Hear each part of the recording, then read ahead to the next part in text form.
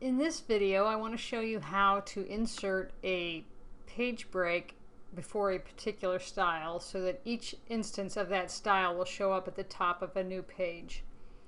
So you can see here I've set up 4 instances that are styled with heading 1, and you can see that over here, heading 1. Each of these instances of the chapter is heading 1.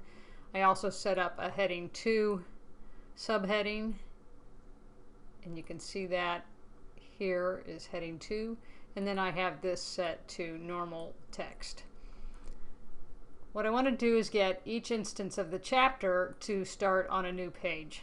So go up here to your Styles menu. You need to be on the Home tab and the Styles section. You might need to click on this little arrow to drop down, but find heading 1 and right click and then left click on Modify. In here you want to click on Format down in the bottom left corner,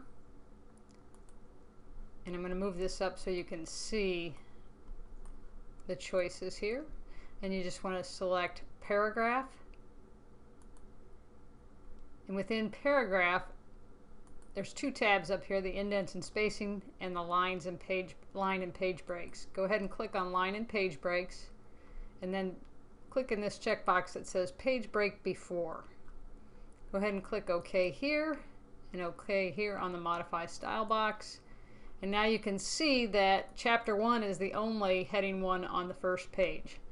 If I scroll down, I can see Chapter 2 starts at the top of a new page, Chapter 3 starts at the top of a new page, and Chapter 4 starts at the top of a new page.